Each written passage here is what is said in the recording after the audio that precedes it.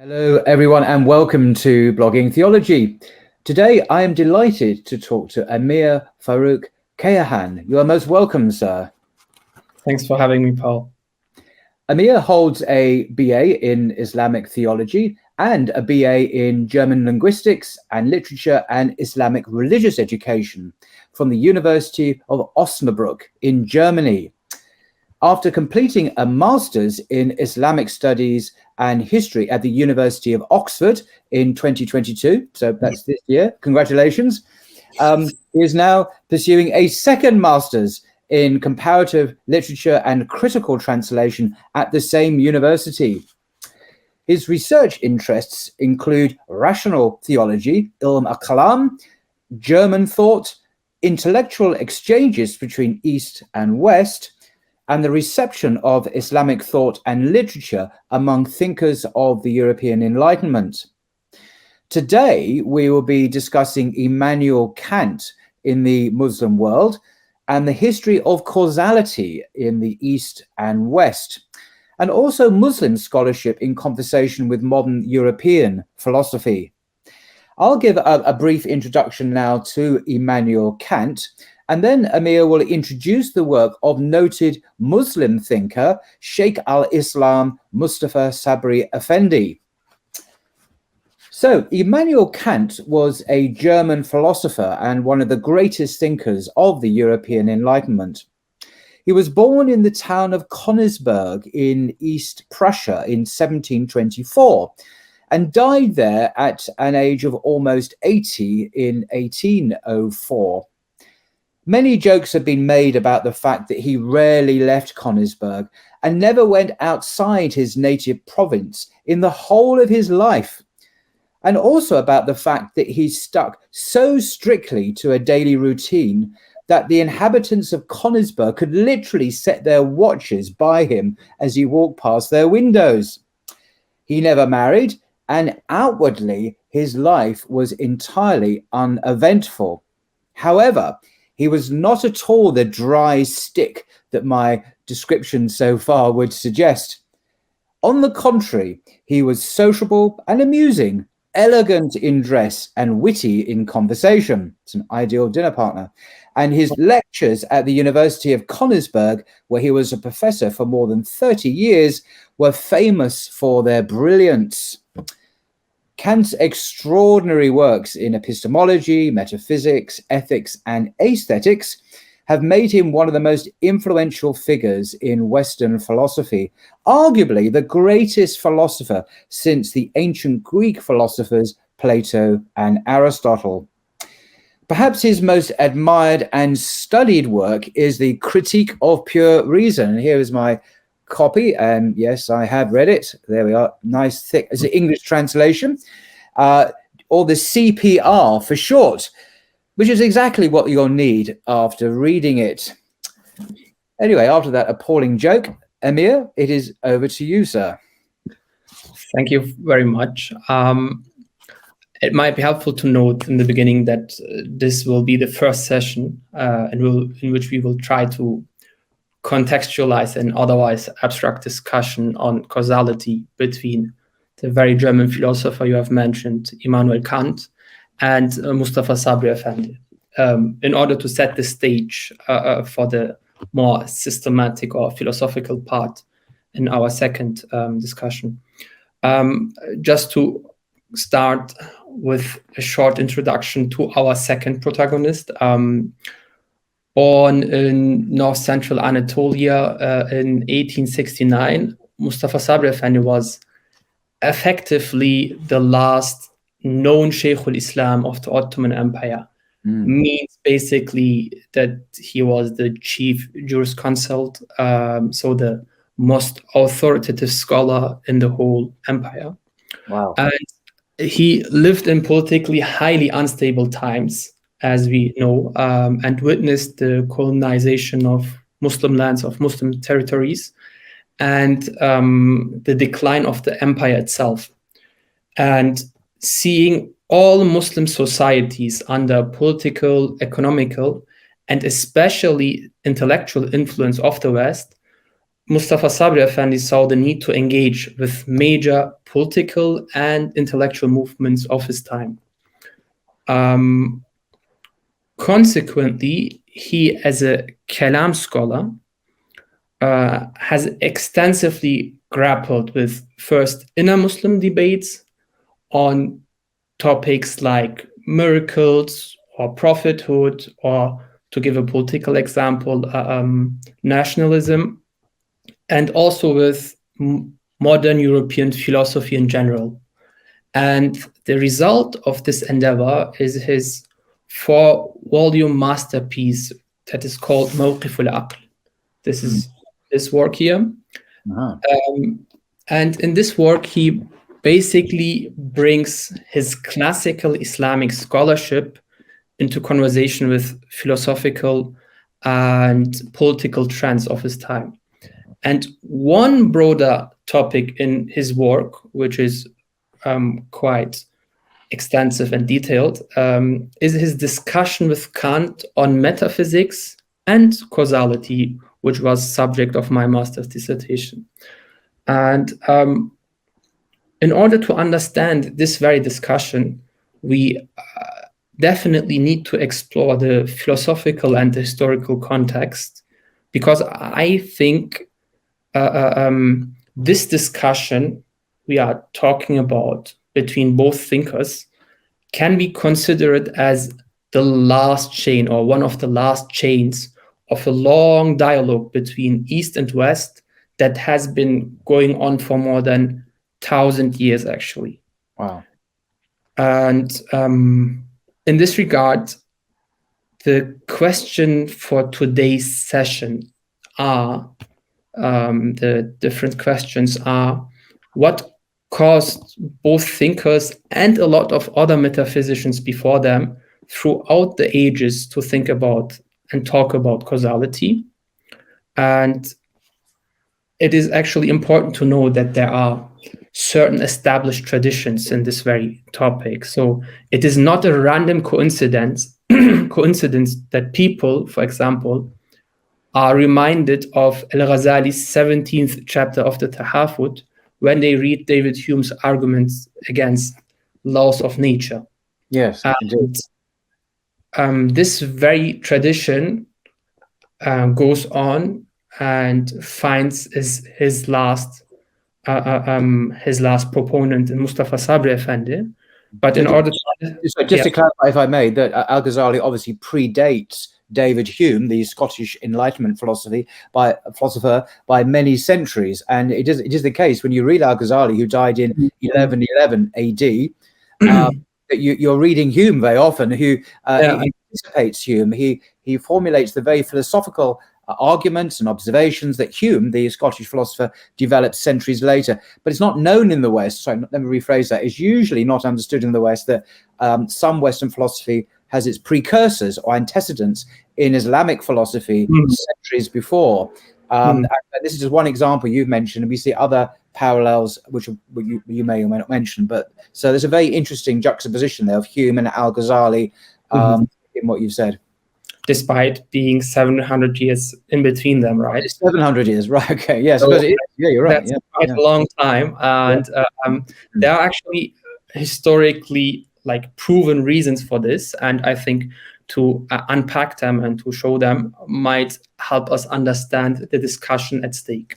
And an important question in this regard is the question how occasionalism as a theory produced in the Muslim world made its way to Europe, and why Mustafa Sabri Efendi, to ask another question, engaged with Kant more than with other philosophers.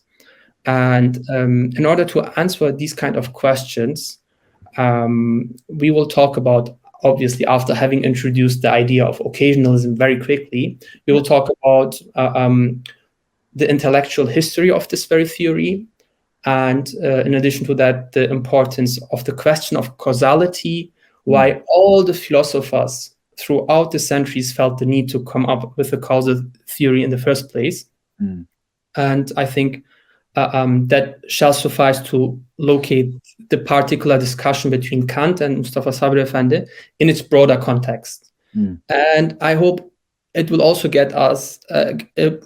help us to get a sense for the philosophical importance of this very question.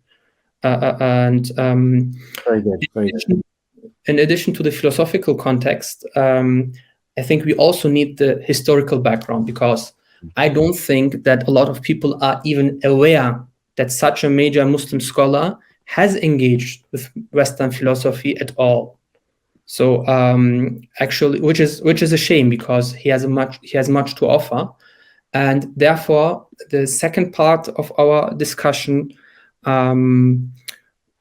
will be about we will try to understand why this discussion between them has occurred, and try to summarize his intellectual biography and his work, like what the motivation behind it is, the structure, the sources, and related discussion topics with Kant, for example. Can I just ask at this stage, has any of the work of Sabri Effendi been translated into English? Not that I know of. Some of the works, or the bulk of his works, are written in Arabic, some of them in Ottoman Turkish. His major work is, for example, in Arabic. It has been translated into Turkish, but not in any other language, as far as I know. So this indicates the very problem that you're alluding to, is the lack of awareness about him in the West. I'm not saying the West equals English language, but at least English and French and German. But you're saying that no European languages. I mean, this means we're not going to be, most people, unlike yourself, of course, who can read them all. Most people are not going to be able to access his thought anyway, which is a terrible shame, and clearly a lacuna in Western scholarship. And there might be actually some very historic reasons for this situation, which we will elaborate on over the course of our discussion. But very quickly, what is occasionalism, and what are its possible alternatives? So to basically have a rough picture in mind, occasionalism is one out of several theories of causality. Means it is an overall explanation for all causal relationships in reality. What makes it different from other theories? Because other theories are also basically dealing with causality as a concept, right? In contrast to, for example, conservationism or concurrentism, occasionalism attributes all causal efficacy directly and solely to God, and not to any worldly entity. So the question at stake is, in all causal theories, what is the relationship between God's causal activity and the causality of created beings, which is called secondary causation in literature? And the occasionalists have a very radical answer to this. They say there is no relationship at all. Indeed. God is the only true cause, and there is no genuine secondary causation at all.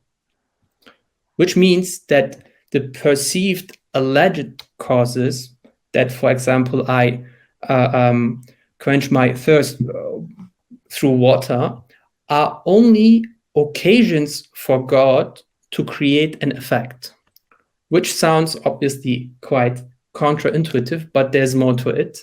I just wanted to basically introduce the very rough idea in the beginning.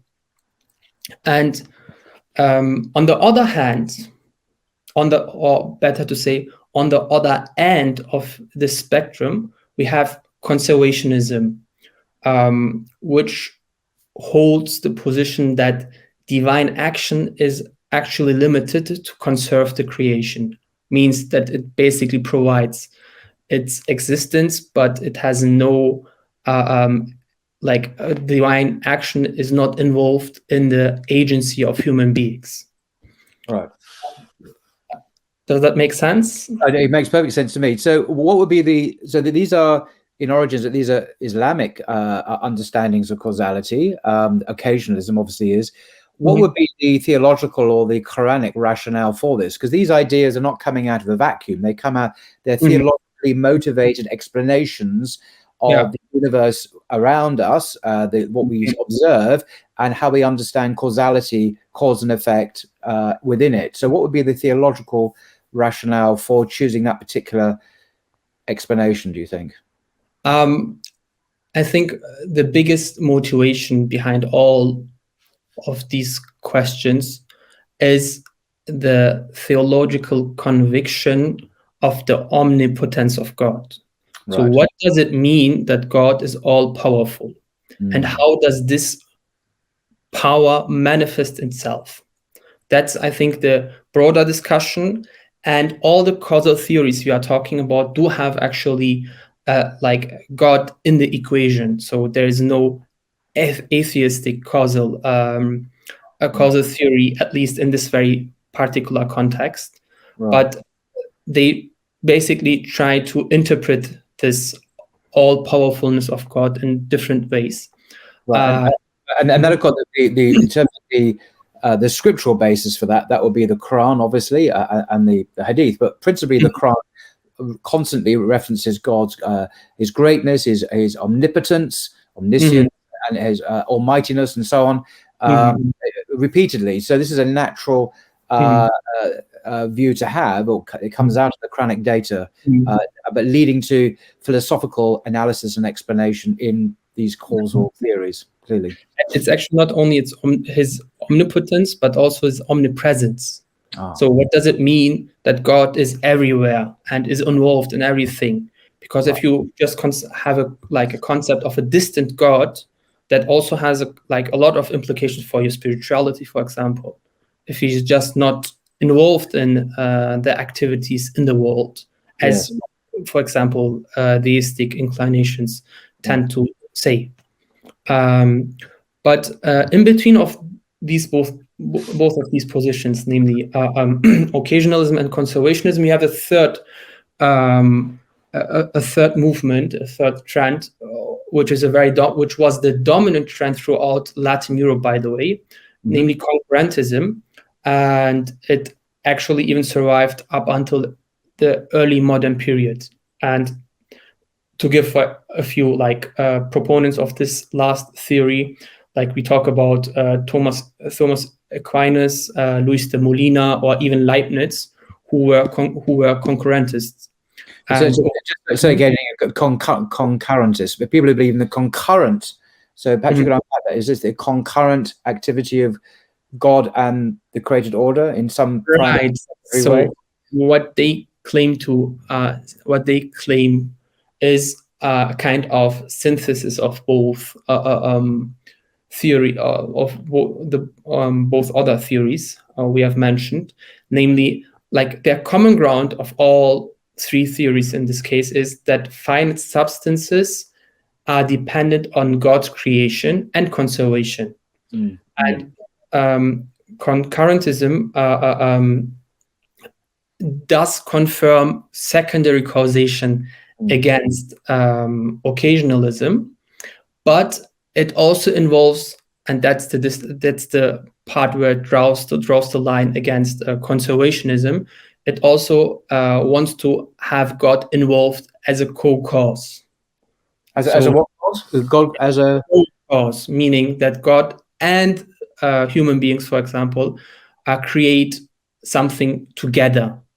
Yes, yeah. I've often come across this expression in some Christian theology. God is called a co-creator. I mean, it sounds quite extraordinary to Muslim ears, but God creates, but creation also creates. So human creates. I create a pen, but God also creates in the sense that He creates the space-time continuum and the materials necessary. So it very much says God is described as a co-worker. I've actually heard usually more liberal theology, I must stress this, or a co-worker. And this actually spins off into some moral issues, which I won't go into, it's a different subject, but it is politically charged and motivated by a desire to, in a sense, reinvent Christian morality and Christian theology for the contemporary world. And that's a different subject. But I just wanted to. But I noticed that, is it true to say that this occasionalist understanding is rooted in the Asherite tradition? 100%. Right, but not so much accepted, shall we say, understatement, in the more Athari tradition associated with thinkers like Ibn Taymiyyah, particularly, for example, where he would, if I understand him rightly or wrongly, allow there to be, in some sense, so yes, God is the primary cause and creator of all things, of course, but he does allow, in some sense, secondary mechanisms in, say, in the physical order to be working through. And so it's not as absolutist that God is literally the sole exclusive creator of everything, every moment, that he allows secondary causality in some particularly defined sense. This is Ibn Taymiyyah in more non-Ash'ari, non-occasionalist tradition. Would that be? Yeah. I mean, maybe just in a nutshell, what we might state in the beginning, Ibn Taymiyyah is actually one strand within the Athari creed. So he himself is not necessarily adhering to all what has been said before him, like on behalf of the Atharis. I'm not 100% familiar with all of his positions, but I do know that there is a kind of discussion on his understanding of causality, on his epistemology. And I tend to remember that John Hoover said that he has a kind of, let's say, a semi occasionalist understanding. So he's definitely familiar with this theory, but how it manifests itself and whether it's 100% on the same page as the Asharite understanding of causality, that would be a question I would be not able to answer right now. We'll get diverted into that. That's not the subject anyway. Yeah, right. But it's actually important that you have mentioned this, because this threefold distinction we have depicted, namely occasionalism, concurrentism, and conservationism, is in accordance with European philosophy. But quite similar discussions are taking place in the Muslim world. After all, secondary causation is in the center of the discussion. And we have, for example, in the Muslim world, theories that are, for example, the theory of the Mu'tazilis is called Tawallud or Tawlid, or the peripatetic philosophers do have their necessitarian understanding of secondary causes. So it's called, in Arabic, it's called Tabr. But in the center of all these discussions, we have the same question, namely, how is secondary causation to be understood, and how it is to be squared with divine causation. Exactly. And which also shows us that, if we just leave the labels for a moment aside, this is actually a very overarching question. It is a long discussion that is going on for centuries and centuries. And in order to understand that, I would say let's just start with our historic journey, namely the intellectual history of occasionalism, because I think it's important to note that it often has been claimed that the history of philosophy in the West would have been completely different without the influences of Islamic and Jewish thought from the Orient. But this has been rarely taken seriously. And you yourself have recently done a video on King Charles, right? In which you quote him on Europe's, let's say, ignorance of its debts to Islamic civilization. Indeed. And he's generally right. European philosophy, for example, prefers to see itself only in the light of Greek thought and has a hard time admitting to Islamic influences. And this occasionalist theory is an interesting exception, because it is just too obvious that it came from the Muslim world. So everybody knew from the beginning this is a kind of Muslim theory that's going on, that we are dealing with. And maybe just to highlight the main stations until we arrive at the discussion between Kant and Mustafa Sabri Efendi. The theory itself has been systematized by none other than the founder of the Ash'arite school, who was Abul Hassan al-Ash'ari himself. So he died in 10th century Baghdad, and it had a lot of ramifications for the Muslim world and for the Latin world. And it might be important to note that in this very point, there is no difference between the Ash'aris and the Maturidis, which are like next to the Athari school, but in terms of their quantity, actually the main theological schools in the Sunni Muslim world. Which means that in terms of causality, the Sunni world has always been quite occasionalist, because it is the most dominant theory since the 10th century after it has been systematized. And just to reiterate, because this is not just an intellectual theory. I think it strikes me that there is a spiritual impulse behind this. Occasionalism, I mean, I'm far from being an expert like yourself, but it strikes me that behind this is the spiritual need to proclaim and honor the sovereignty and the power of God. There's almost a desire to honor God, truthfully and rightly in our philosophical discourse, not as another object in the universe, but as the Allah Akbar. He is greater than. God is greater than anything. And it's an attempt to express this philosophically and understand that in the details of causality, that I get the sense is the kind of spiritual origins or intellectual origins of this. And this is one of the great themes, as you say, of the Quran itself.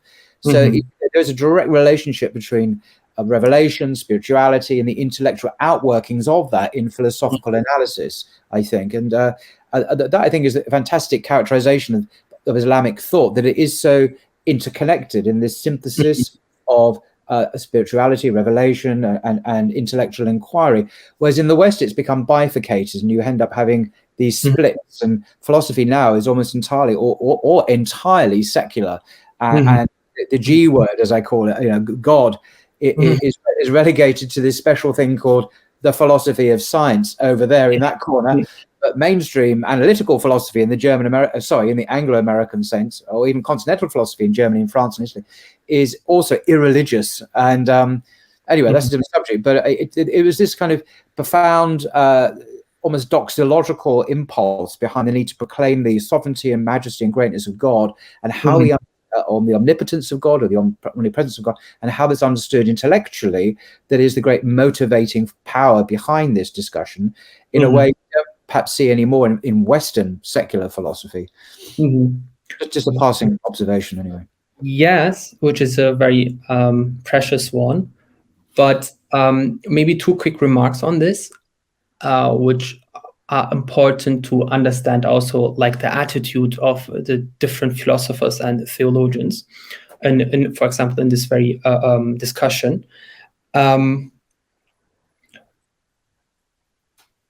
mixing or like conflating maybe for moral philosophy and theoretical philosophy is a kind of act or step done, for example, by Kant, where we know that his moral philosophy was a motivating factor, which basically caused him to think in certain ways, which is something we will unpack in the next discussion. But philosophers in the pre-modern era were actually quite, let's say, honest in their inquiry, meaning that they had a search for in an uncompromised manner for truth, and they were happy to concede its implications and its results. So that means, and that's the second short point, that especially these kind of bigger questions are quite often dealt first, because these are the systematic, paradigmatic questions you have to answer first, and then you start to understand and interpret religious scripture in light of these questions. Right. Because religious scripture itself is not necessarily systematized in such a way that you can have an answer for everything. And interpretation itself is actually nothing else than the result of having general assumptions, of having general convictions in these kind of questions in terms of epistemology and ontology, for example, in which you, by which you are guided. And therefore, it is quite often the other way around, that people have general assumptions and start to understand scripture in the light of this, in light of this.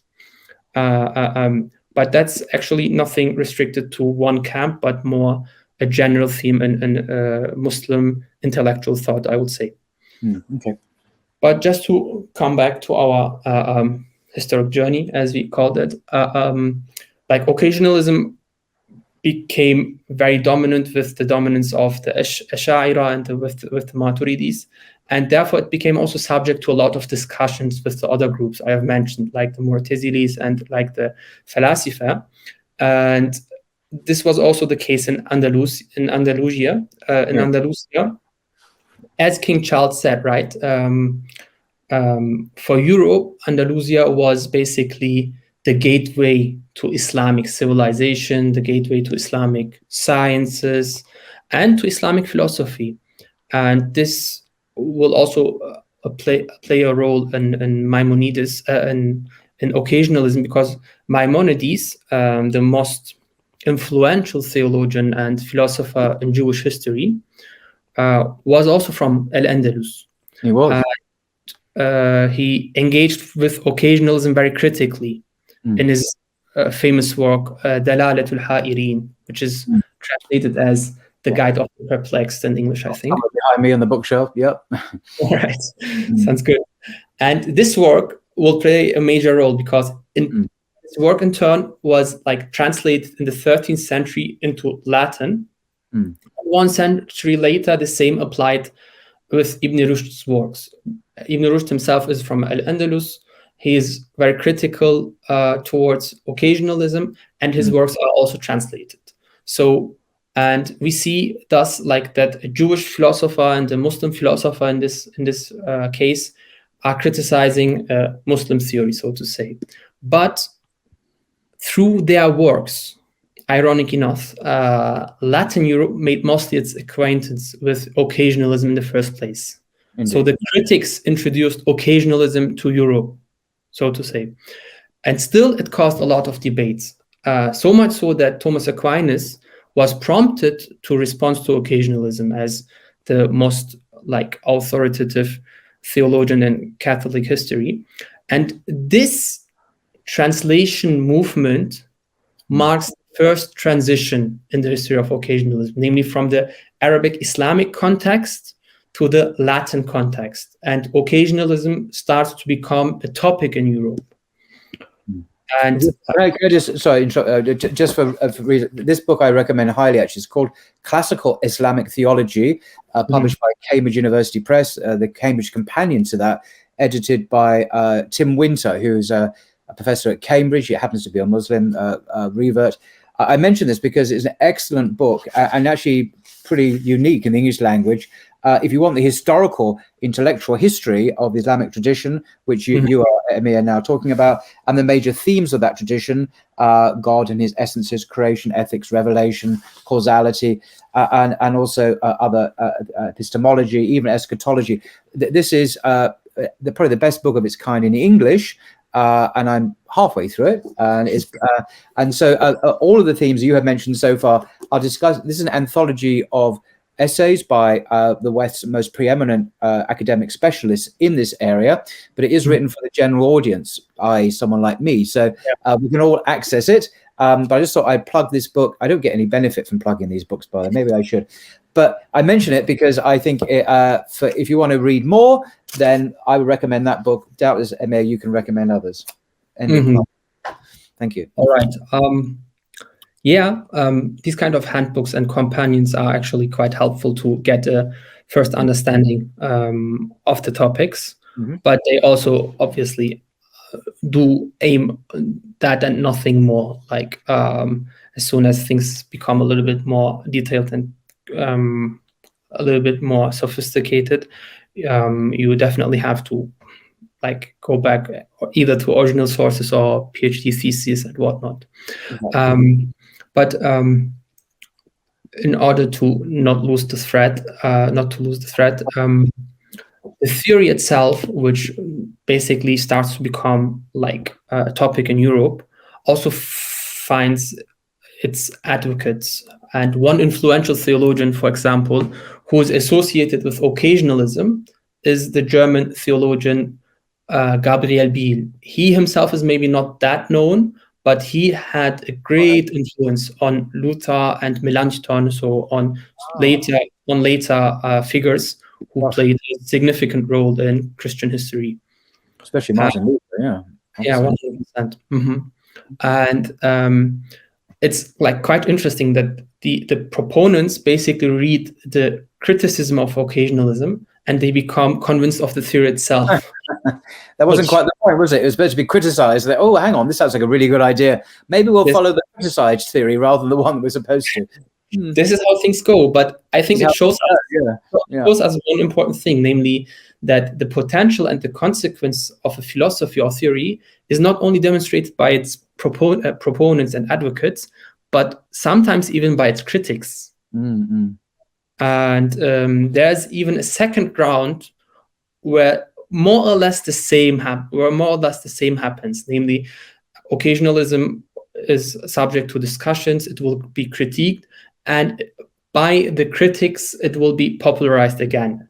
Namely, 1 century later, the late Spanish scholastics like Luis de Molina and Francesco Suarez, who play a huge role, like a significant role in their own right. They will criticize occasionalism because they are concurrentists, and yet they are a very important bridge insofar as 1 century later, the French philosopher Nicolas Malebranche, who was well acquainted with their writings, gets introduced to occasionalism again by its critics. Wow. And he will become, even more than Berkeley, who is also an occasionalist to a certain degree, the most famous and the most influential occasionalist in European history, Nicolas Malebranche. And so much so... Can I just clarify one point? Well, you mentioned these names at this late stage. They're familiar with occasionalism from its critics, but is the Islamic origins or character of this still being understood, or has this now become so detached from its historical context that it's now a free-floating idea, or is it still understood to be Islamic in origin? So I'm trying to ask. That's a very good question.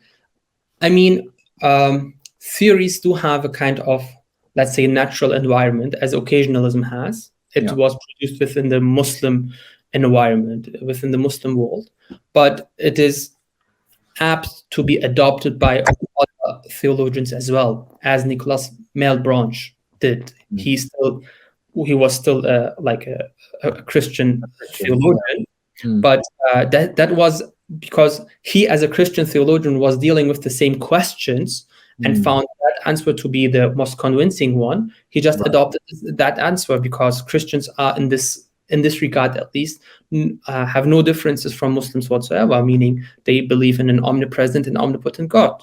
Yeah. And interestingly, there will be like literally certain like reading circles throughout Europe of his writings, and he will become very influential, so much so that like figures like Leibniz and Hume and Kant will feel the need to deal with him without actually knowing that they are dealing with an Islamic product at the same time. Right. So the key concept, occasionalism, is there, but it's been detached, separated from an Islamic context. It becomes almost adopted into the Christian discourse in Europe. So, right, okay. Because it is an universal theory for and an explanation for causality, what causality means. Okay. While we have to keep in mind that Malebranche is fair enough to mention that he has adopted this theory from Muslims. So he is quite aware from where the theory itself comes. Oh, he's aware of it. So therefore his readers, the reading circles of Europe, as you put it, would also be aware of that through his own statement to that effect. Yeah, that might be the case. Even if it doesn't matter for them, like, because it's just a theory that has to be understood, and either you are convinced or you have to critique it from the perspective of Hume, for example. Yeah. But like, it's important because when at the end of this chain, Sabri Efendi refutes Hume and Kant as an occasionalist, he in fact contributes to a long dialogue with many stations all over the world. And that's exactly the point. It started like in Baghdad with Imam al-Ash'ari, and moved over to Andalusia, and then to Rome and Germany and France and Scotland, and then comes back to Mustafa Sabri Efendi, who was in Egypt in that time. And that shows basically like the mobility of human thought that does not care about like cultural and even theological boundaries. It's just the search for truth, not a kind of cultural phenomenon also. It reminds me analogously of actually the scientific enterprise, scientific endeavor, where people, cultures can, in a common endeavor, seek to understand the universe, the laws of physics or biological mechanisms and so on. These discussions are portable, that they're not culturally rooted in a particular thing. So you can obviously have a Hindu scientist, an atheist scientist, a Muslim scientist, a Christian scientist. In that sense, there's an analogous human endeavor going on. 100%. And this adoption of occasionalism by the Cartesians, like Malebranche, marks the second big cultural transition in the history of occasionalism. So it was transited from the Arabic culture or world to the Latin world, and now it becomes part, like a product of the French context, after being a product of the Latin world. And this clearly shows us actually that occasionalism as a theory, and this is actually closely tied to the question you have asked, occasionalism as a theory is not dependent on a certain cosmology, because its, let's say, natural environment was the atomistic worldview, which is the basic paradigm of the Ash'ari and the Maturidis. But the atomistic worldview itself is not a requirement for occasionalism, because all the three contexts do operate in different physical models. Yes. We have like the Aristotelian hylomorphistic understanding throughout the Middle Ages in Europe. Then we have the Cartesians who supersede that. And before that, we have even the atomistic worldview. So they have different physical models, but they have three common theses. And these theses should be kept in mind in order to understand what the like commonality of these different manifestations of occasionalism are. The first one is a metaphysical one, namely the one we have already mentioned, that there is no causal efficacy in nature. That is a metaphysical claim. Yes, yeah. It's nothing to do with science, because the scientists can still observe causality, before and after, cause and effect, in a way. But this is a more fundamental philosophical, metaphysical claim that everything, all these apparent external, outward forms, actually behind the scenes, if I can use this spatial language, behind the scenes, we see the action of the absolute God himself, who is in control and sovereign over literally everything that happens in the universe. And that's what's really going on, if I'm paraphrasing it here in a kind of dramatic way. But the reality is, the scientist observes the surface, behind the curtain is the reality. Would that be a colorful way of putting it? The scientists? You mean the metaphysicians? Yeah, because we got to, well, both. The scientists are still doing science. They're still looking. They're still doing experiments, observing the laws of physics. But would the occasionalist therefore say, yes, that happens, and that is efficacious? It's not an illusion, but the reality is, behind the appearance of causality is the divine control, the divine sovereignty. Would that be Yes. a way of? I'm trying to integrate linguistically or conceptually what scientists do with occasionalism without denying occasionalism. I'm trying to give a synthesis. Is that possible? That's possible, and it's easily possible. It's actually one of the discussion topics between Hume, Kant, and Mustafa, Sabri, Efendi, namely the possibility of science in general. Exactly. So it will be discussed in a detailed manner in the second talk. But wait till then. Okay. So the three common theses, the last one is actually closely tied to your question. So I will come back to it in just 1 minute. Okay. So we have said the metaphysical claim that there's no causal efficacy in nature. Closely tied to this, there's obviously the theological conviction, namely that God is all powerful, which is like a commonality of all occasionalist understandings. And the third one, this is exactly what basically enables occasionalists to have scientific inquiry in the first place, namely an epistemological claim that God creates according to his habits. He has habits in his creation. Right.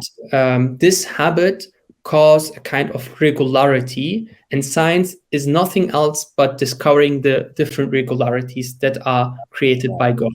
Right. So it's in the Quran use the expression the sunnah of Allah, the sunnah. Yes, that's exactly how occasionalists would understand that.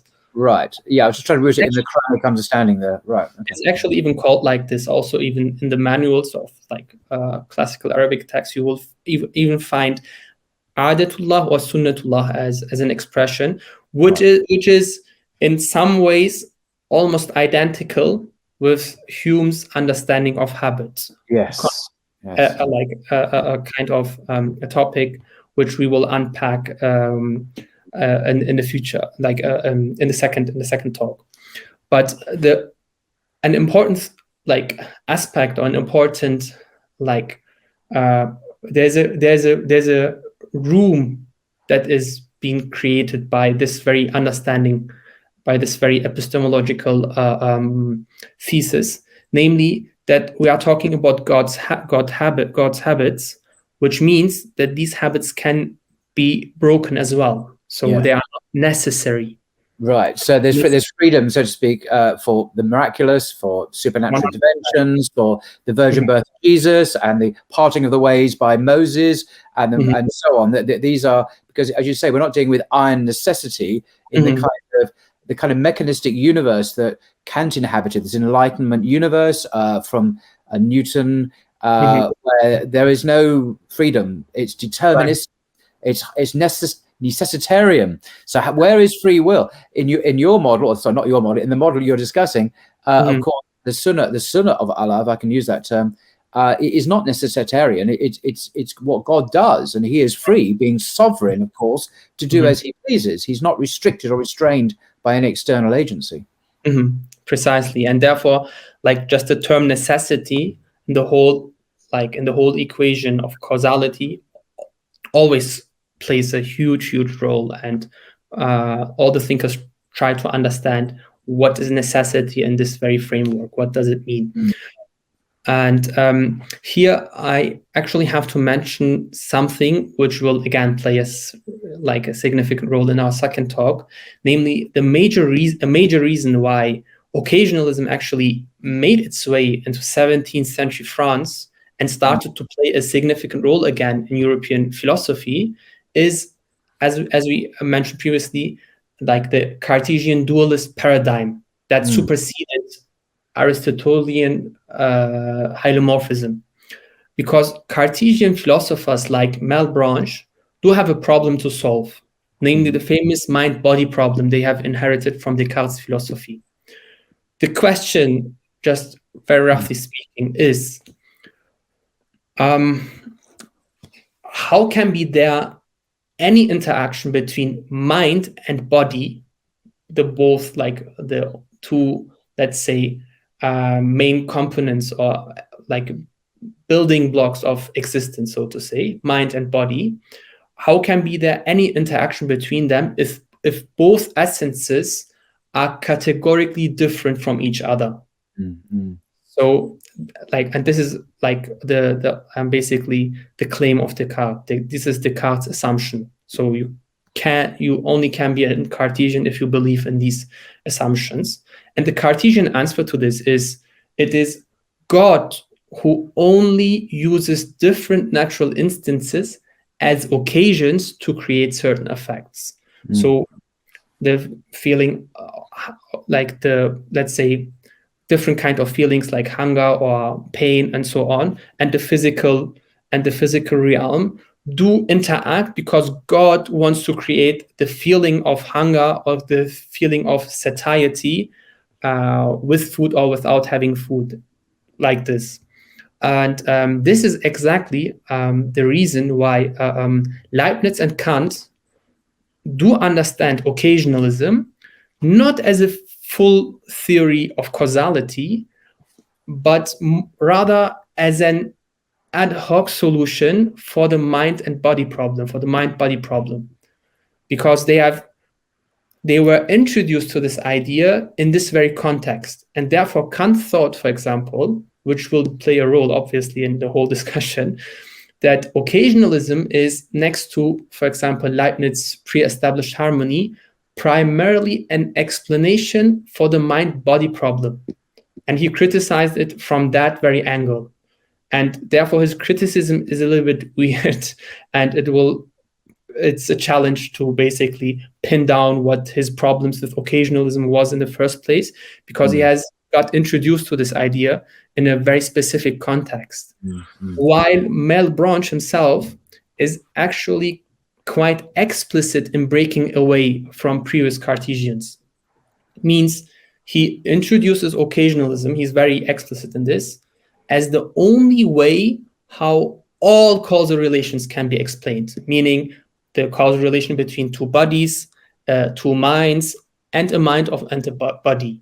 So it's not a specific solution, it is a like full-fledged theory in his whole philosophy.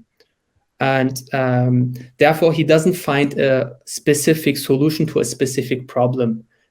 Malebranche's main motivation is actually the same motivation the Ash'ari and the Maturidis have, namely, he sees an unsolvable problem between divine and secondary causation.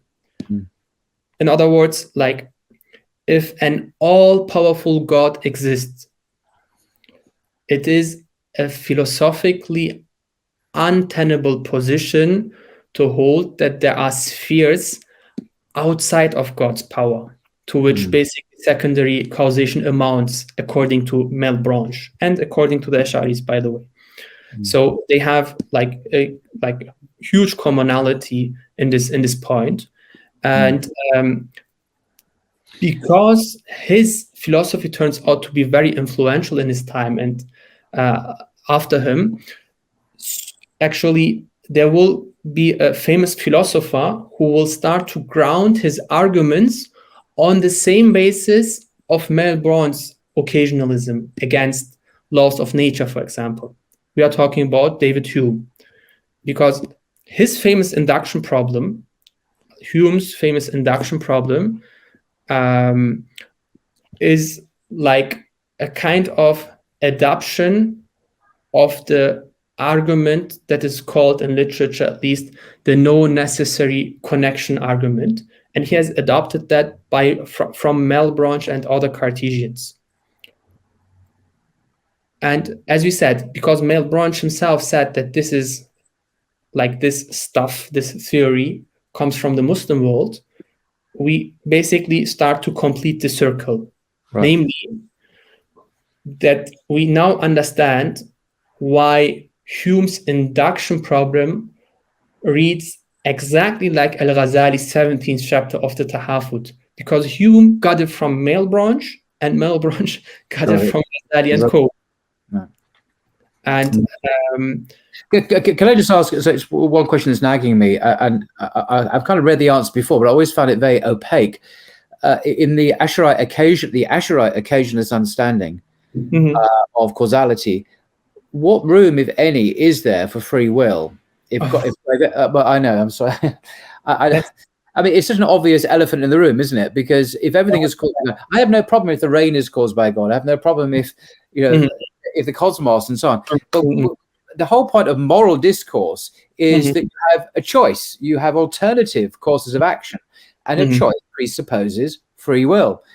It seems to be an implication of Asherite occasionalism that morality doesn't exist. I know it does exist. So how do you get from one to the other without whilst retaining both? I guess. I mean, we don't have to go into this now. This is going to be completely divert the subject, but it's an obvious point that I just wanted to state it, even if we don't cover it, because there has to be an answer to this. Otherwise, it looks as if everything is determined by God. There's no free will. Therefore, we can't be judged by our actions by a just God, because we're automatons, we're robots, and the whole thing just collapses. Exactly. The question of causality in this regard is like closely tied to the question of the free will, and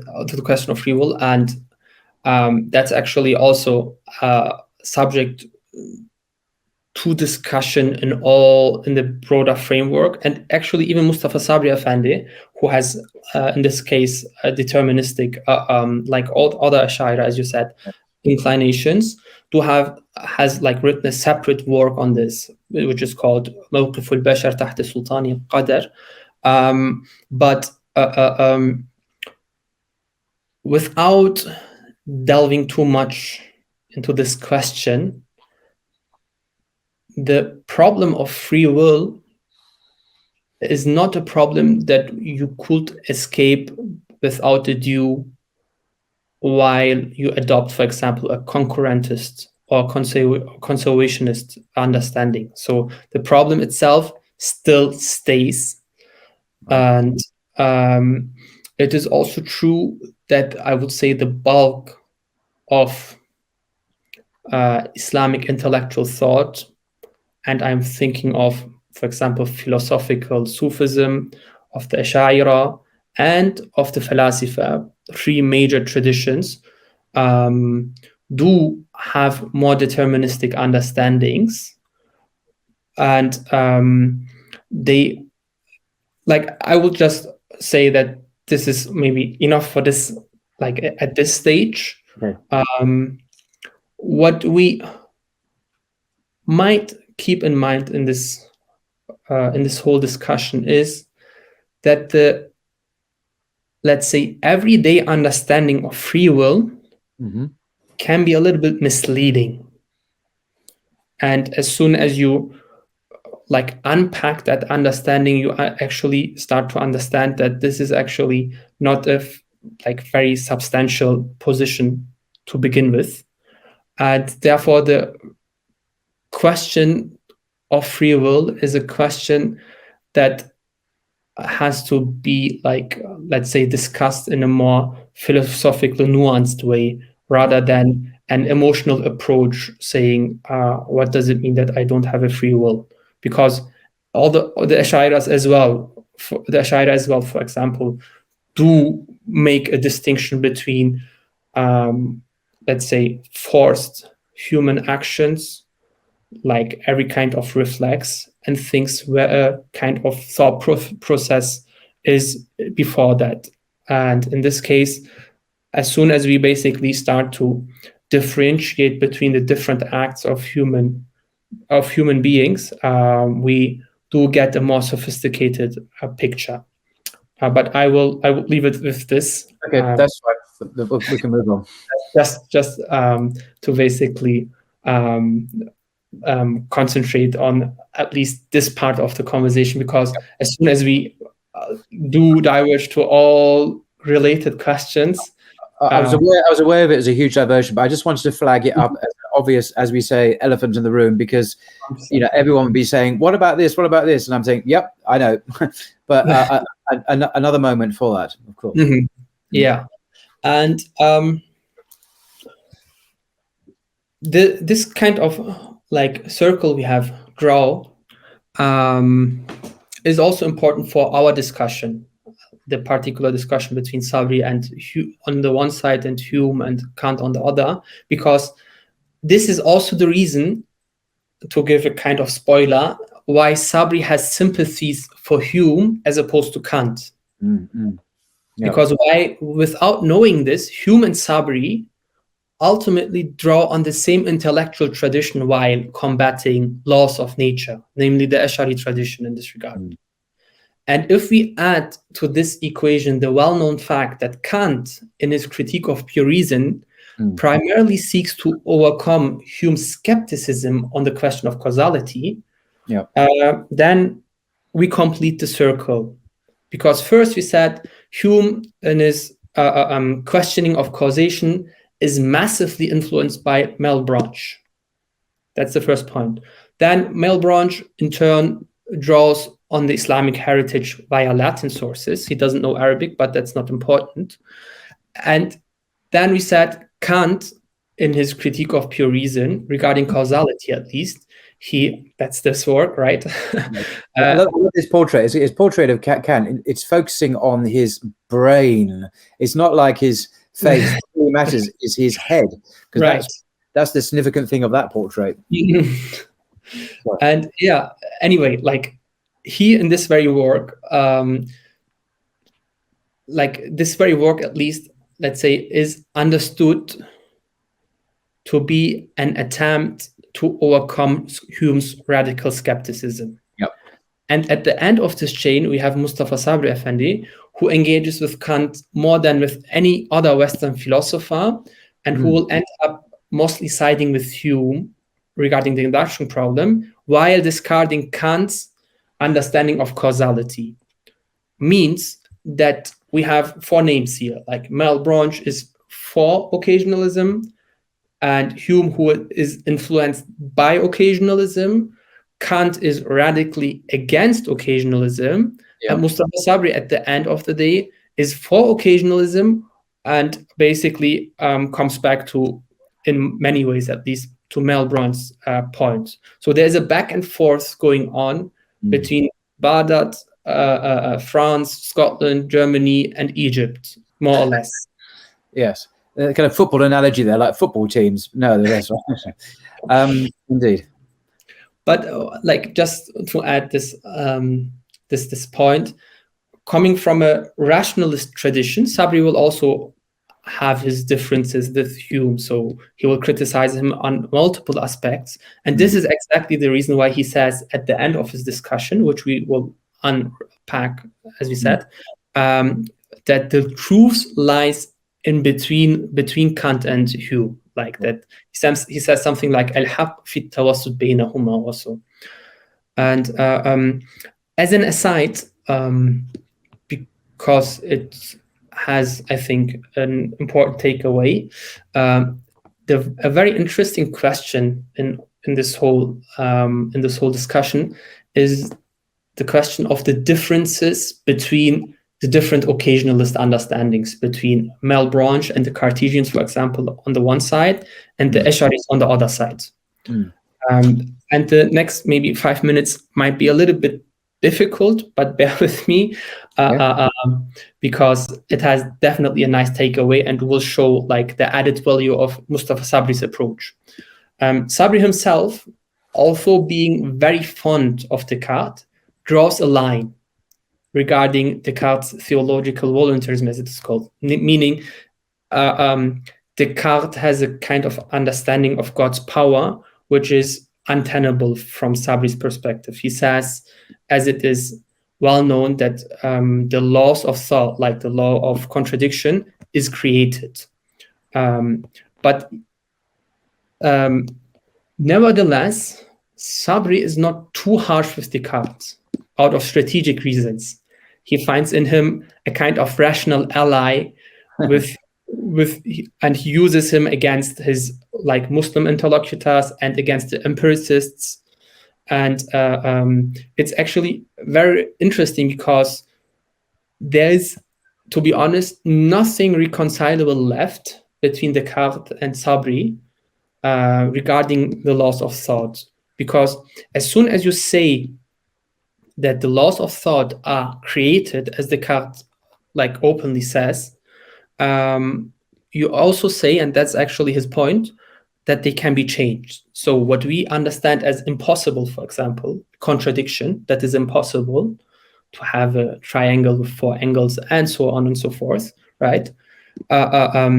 This is something that might be impossible for us, but it might be possible for God under certain circumstances, is his point.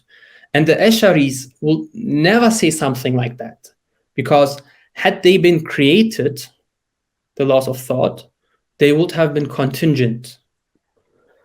And because the laws of thought basically imply the 3 modalities, namely the modality of necessity, of possibility or contingency, and impossibility, saying that they are created would amount to say that they are subsumed under a bigger category, which is again contingency, and that necessity is a subcategory of contingency is obviously something absurd for the Ash'ari. And rather than this, the Ash'ari would say something like that the laws of thought, the laws of let's stick to the principle of non-contradiction. These laws are implications and aspects of reality. And Mustafa Sabri Efendi has actually a very, let's say, interesting passage in this very context when he basically draws the line against Descartes.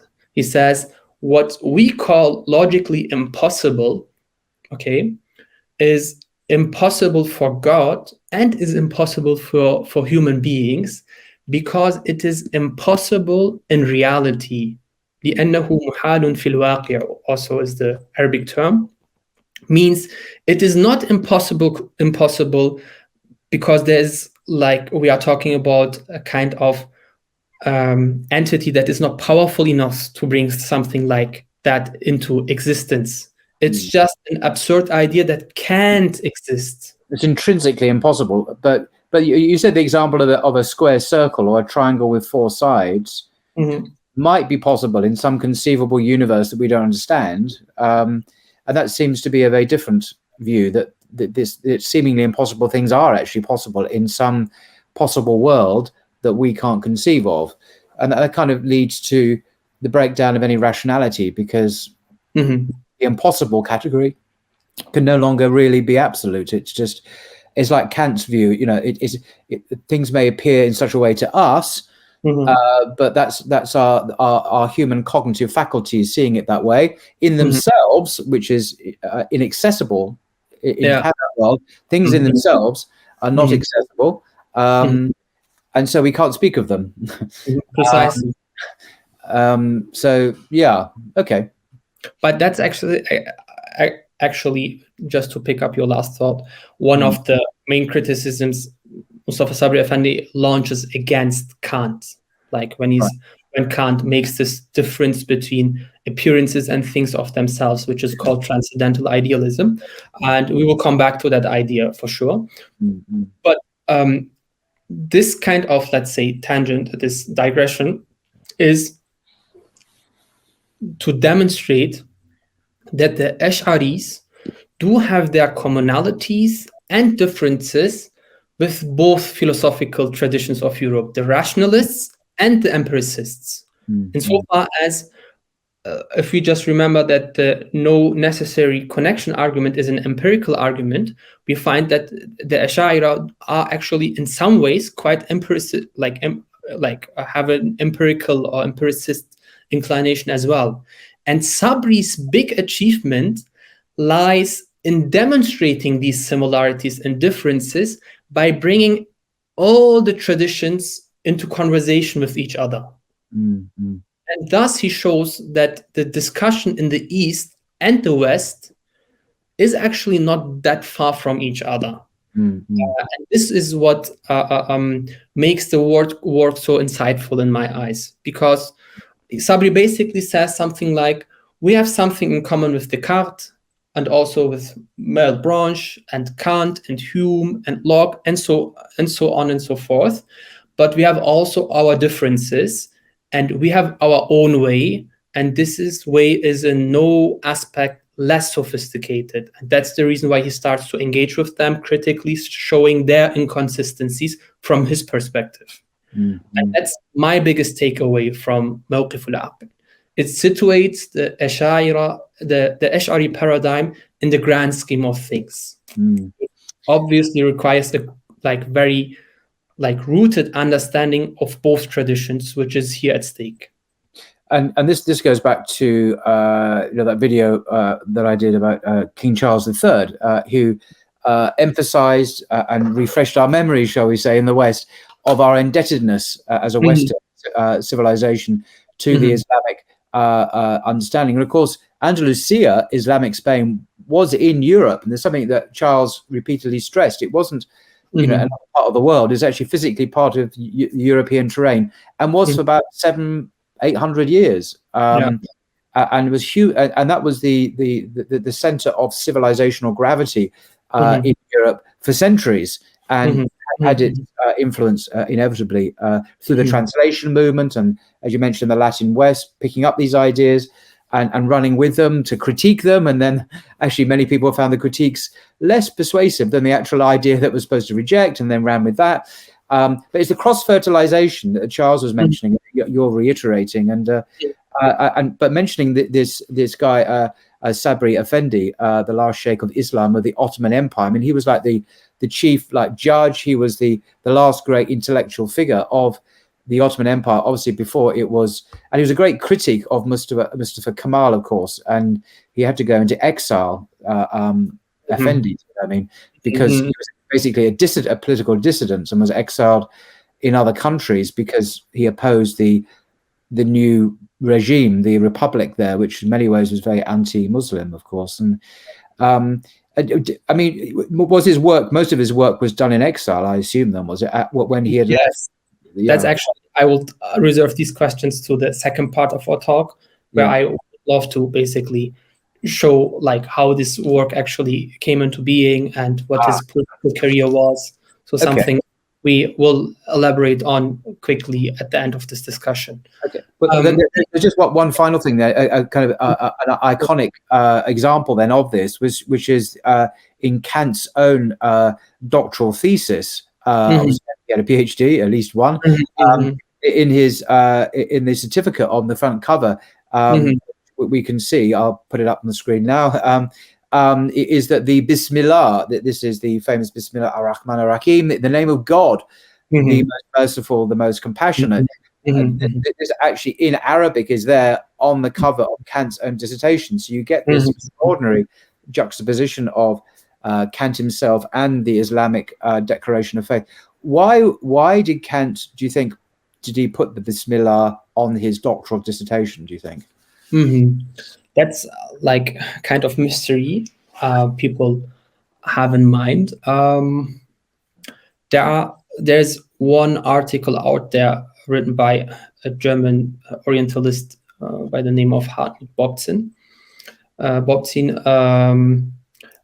traces this, let's say, paperback and puts it into a kind of tradition where we see that a lot of PhD theses or dissertations in that time do have this kind of typology on the top of their paper. This kind of let's say fact is even more ironic when we have against the backdrop of Kant's, let's say, very intolerant attitude towards other cultures, because he doesn't seem to be aware that he's actually at least indirectly influenced at least by some Muslim typologies, while he says that Orientals or other people are not even able to think. So this is your allusion to the fact that he did write books on race, and he certainly by today's standards would be considered a racist, I suppose.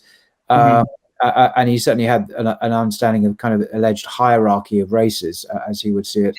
which is one of the unfortunate side effects of his, I suspect, of his own great isolation, physical isolation in Königsberg, where he never left this place. So he wasn't exactly well traveled, was he? I mean, but even so, if he was more widely read than he perhaps was, he would have understood differently. But no, this is something. This is very true. What you're saying. Yeah, but it's actually an important point, because, like, it goes without saying that none of the thinkers mentioned were saying something like, yay, let's have a civilizational dialogue across the borders in order to demonstrate how philosophical traditions can be, and let's basically glorify the unity of humanity, and so on and so forth. Good point. Good point. Fair play. Fair play. And as we said, like, the last person who might be interested in something like that is Kant himself, who is known for discussing racism.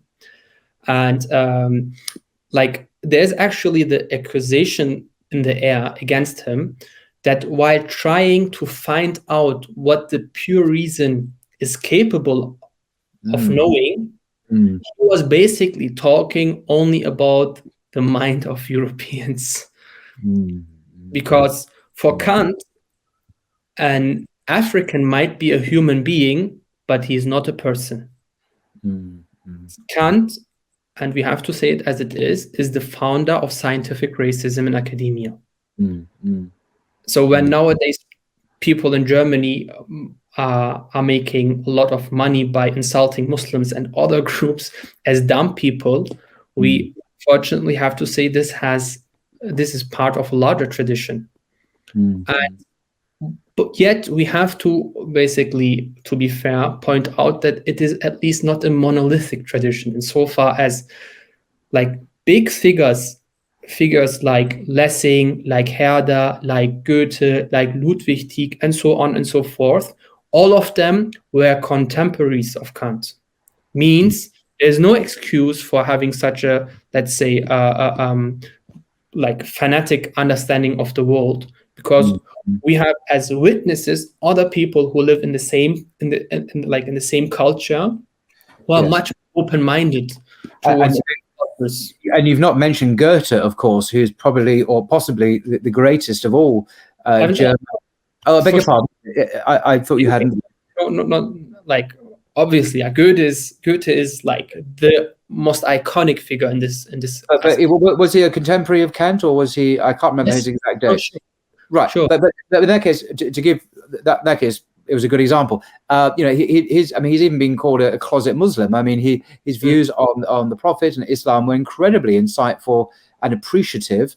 To juxtapose that very explicitly with Kant. So just emphasizing your point that he could have been much more informed and enlightened, as indeed his great contemporaries were.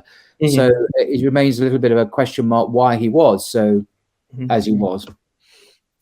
And in this regard, I think it's quite, like, telling or insightful that Kant himself ends up replicating an Oriental tradition and is even utterly unaware that he demonstrates by this kind of Islamic influence on European thought. And like, to not to, like, exaggerate or interpret that, like, if, like, the tradition itself might be a kind of typology or a kind of tradition that has its last examples in that time, since we are talking about the second half of the 18th century, in which Europe starts to change the power dynamics drastically. But it is still remarkable that it has survived until Kant's time, and he's not even aware of that. And I would even say that the most substantial influence possible on a human being is a paradigmatic influence he is not even aware of. This, as you used the word irony before, and it is ironic.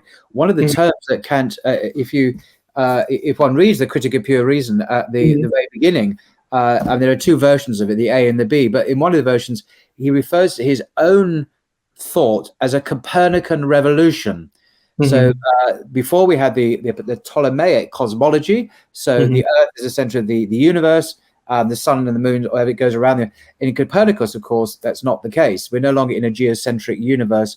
But this is an analogy that he uses concerning his own philosophy, that he has inaugurated a revolution in our understanding of the relationship between the human mind and the world around us, the phenomenal world and the noumenal world, and so on.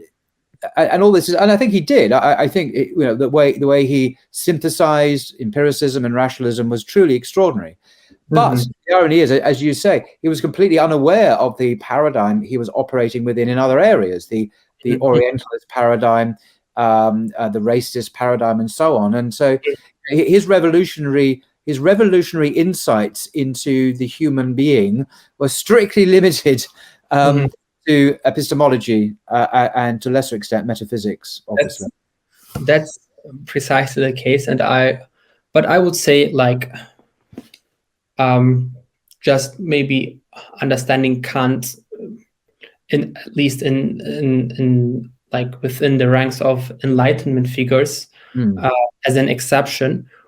We find also other more positively and open-mindedly like inclined people, and it is just a matter of fact that, like, European civilizations were under influence under the Islamic world for centuries. And I mean, just the word, I think, not to digress too much, but just the word orientation is a very telling word. If you were to ask me, like, that Europe got its orientation from the Orient, is like something that has been even ingrained in everyday language. And even if it's today vice versa, which is totally fine. I mean, this is how cultures and how civilizations operate, right? As long as this kind of exchange is a deliberate exchange, like the exchange of Goethe, or you have, for example, interviewed Diana Dark, right? Yes. And she has just shown, like, the exchange on the dimension or on the level of architecture. Absolutely. And this is exactly what has happened. And now, of course, as you say, it's reverse Orientalism, whatever that may be. I'm sure there's a better term.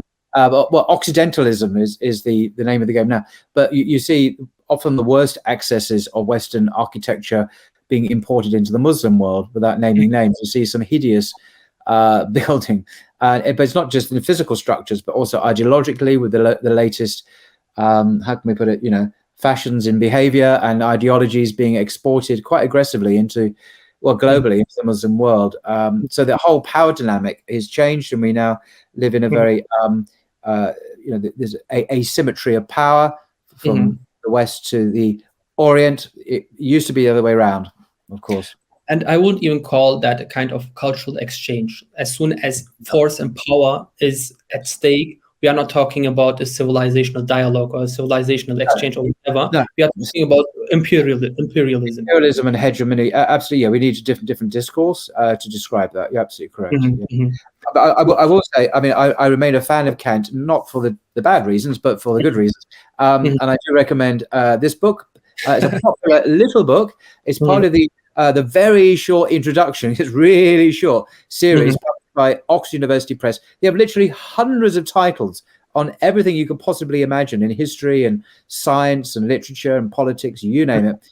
This one is on Kant by Roger Scruton, who was a British philosopher, sadly died a couple of years ago, expert in Kant and many other things as well.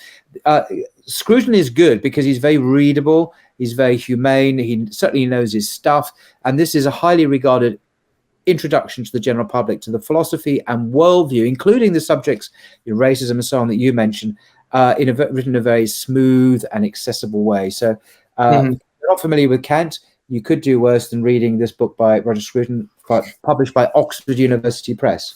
I call this the Mount Everest of philosophical works, for a pure reason, because it is the tallest, most difficult mountain or philosophical work. I've read works from Plato up to, I don't know, Wittgenstein, Popper, whatever. This is by far the most difficult and challenging one, not least because of insistence on using this kind of scholastic, obscure terminology to kind of architecture of thought that he has, where he inventing words. And you've read it in the German, and this is the standard now, is the standard English version or translation published by Cambridge University Press. This is the one I use as an undergraduate studying philosophy, and it's translation edited by Paul Geyer, who's from University of Pennsylvania, American, and Alan Wood from Yale University.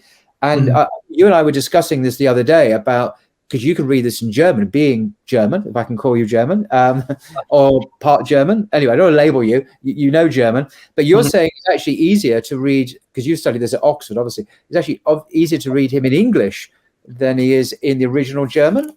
In some parts, insofar as, like, as you know, like translations have one big, like, let's say, one big task, namely to convey the content. And so they will break down sometimes sentences and make it more accessible than the original, as it is with Kant the case. And maybe a random fact, I haven't read that somewhere, but a good friend of mine who is also like invested in Kant studies actually told me why Kant ended up writing such a like obscure style.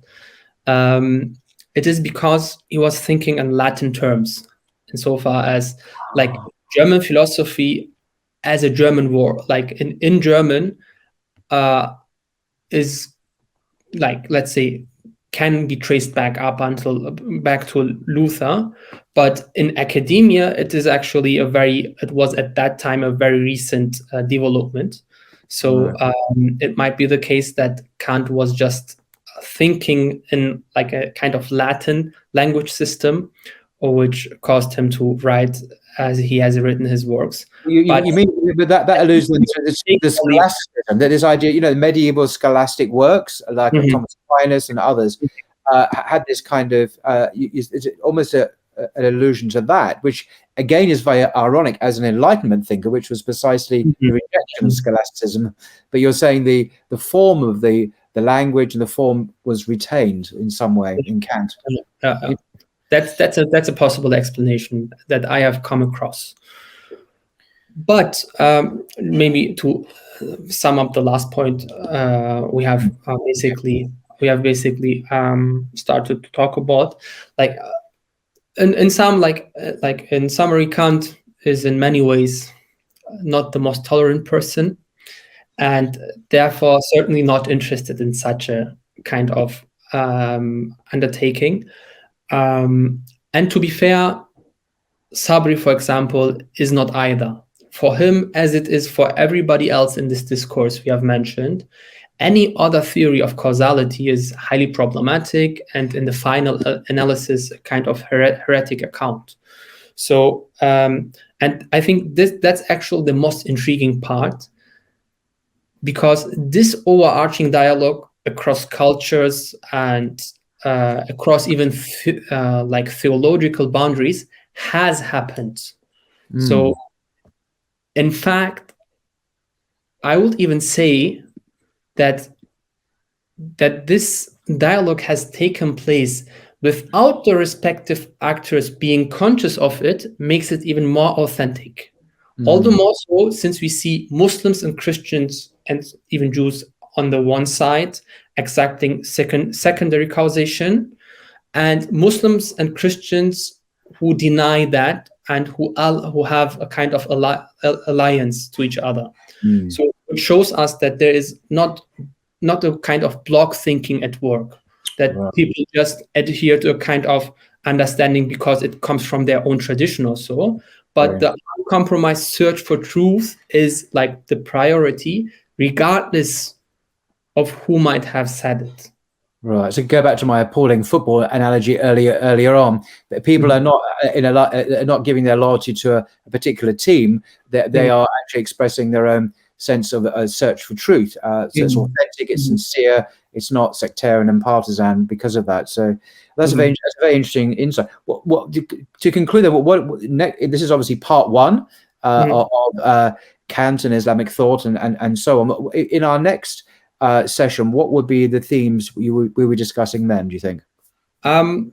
So we might I would love to discuss the particular systematic discussion, the particular debate between Kant and Mustafa Sabri Efendi in his work.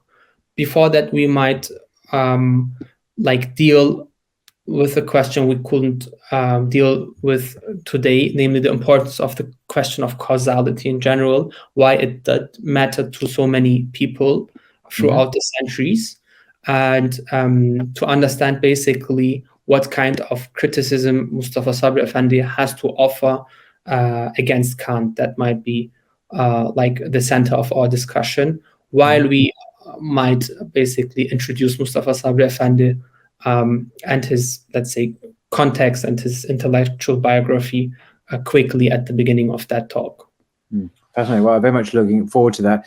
And this whole idea of civilizational dialogue, whether it's consciously or unconsciously undertaken, is fascinating. We're no longer living in our own particular global niches. We are now a global village, and the time is right to promote these cross-civilizational understandings, observe they existed, and why and how this matters for us going forward in an age of increasing popularism. And we've seen even today in Italy, with the election of what the British media are calling a far-right prime minister and a far-right government, the Sweden recently, and what may happen in France. You would know better than me what's going on in Germany. These aren't irrelevant, these political developments, because they push against precisely what you're talking about, is these cross-civilizational interconnectedness and cross-fertilization, which speak of our common humanity, of course, and that recognition is quite important, I think, in this age that we live in now. Well, thank you very much indeed, Amir, for your time, your expertise, and your thought. Most interesting indeed. Really appreciate it. I know many of the viewers will appreciate it too. It's an honor to have you on the channel, and I very much look forward to you coming back in a few days, inshallah, to discuss the topics you mentioned just now. So yeah, it was my pleasure. Thank you very much for having me, and I'm looking forward to our second discussion, Paul. Inshallah. Till next time. See you then.